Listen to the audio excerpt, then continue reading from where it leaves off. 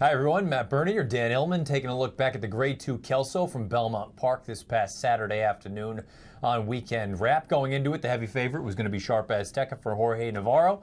As they break from the gate, we know Sharp Azteca's game. He has big speed, and Paco Lopez puts him on the front, but the fractions are relatively tepid for a horse of this caliber. That's a very good point, because as we know, Sharp Azteca does have big speed, but he also comes to hand very nicely. And when the number 6 Birdsong and those very familiar Mary Lou Whitney colors decides, I'm not going to push Sharp Azteca backs down this pace. Opening quarter, 23-2, half mile, 46-2, well within the scope of what Sharp Azteca is capable of. The horse that you may want to look at as sort of the second choice in here was Divining Rod. You see him in those Lyle Stables silks. It's about a length and a half off right now. Out in the clear, I think if you like this horse and you see the way that this race is shaping up, I think you've got to be pretty pleased. I think you have to be somewhat pleased, but I think you also have to realize that the horse to beat is not only getting a better trip on the lead, but is saving way more ground. So Divining Rod, while he has run well in all 3 of his starts off of the layoff, he's giving ground to a very sharp horse who just had a nice, easy opening quarter mile. Divining Rod's going to run very well, but with this kind of trip, you're not beating Sharp Azteca. The closers are starting to come into the picture, the Toms Reddys and the Tommy Machos of the world. The problem is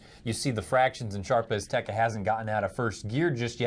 Paco's going to just float out just a little bit. He's going to set him down for the drive, and he's going to extend down the lane. It's turning into a sprint from home right now, and Sharp Azteca is certainly up to the task. Divining Rod is trying very, very hard, and we know that Divining Rod, when he is right, is a very good miler, just missing in the Cigar last year, and he can't get within hailing distance of Sharp Azteca, who really, as you mentioned, I believe, on Twitter after this race, is one of the better horses that has not won a Grade 1 race yet. He's too talented not to have a Grade 1 victory to his name yet. That's Sharp Azteca. He pays $3 on the win end. Divining Rod runs second, $3.50 to place.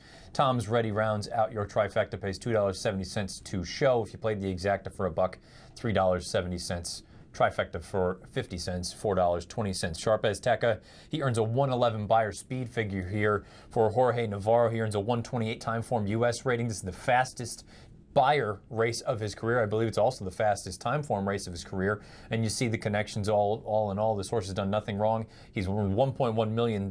He came home in 23-4. His final quarter of a mile, you have to assume that he's going to be one of, if not the favorite for the Breeders' Cup Dirt Mile. Depending on the status of More Spirit, who has not run since besting Sharp Azteca in the Grade 1 Met Mile on the Belmont Stakes undercard, the connections have to be very pleased with this as a final prep race. It looked like that Paco did not have to get to the bottom of Sharp Azteca at all. He won this very willingly by 4 open lengths. Big buyer speed figure, as you mentioned. He proved that 2 turns was not an issue in his previous start at Monmouth. A 2-turn mile, perfectly fine for Sharp Azteca. He is one of the horses to beat and one of the shorter prices in the Breeders' Cup Dirt Mile. Divining Rod, no disrespect and no disgrace running second to a horse of this caliber. He earns a 103 buyer himself.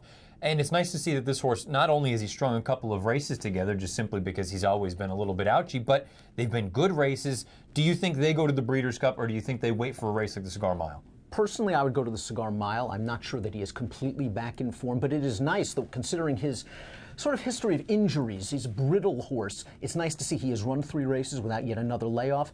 In the Breeders' Cup Dirt Mile, he's going to have to deal with Sharp Azteca again. He's going to have to deal with perhaps More Spirit. Do they really want to do that to Divining Rod right now? Or they could perhaps get another spot into the Cigar Mile, where we know he likes to run a 1-turn mile at Aqueduct. Personally, I think the Cigar Mile is a better spot for Divining Rod. But still, Arnaud de la Cour has options. This horse has a tremendous turf pedigree. Absolutely. He has yet to run on turf. It'll be very interesting to see where he runs next. I just think the Breeders' Cup will be too tough. As far as the other 4 horses in this race are concerned, what do you do with Tom's Ready? What do you do with Tommy Macho? I assume Tommy Macho, the goal is going to be the Cigar Mile, try to get him to that point.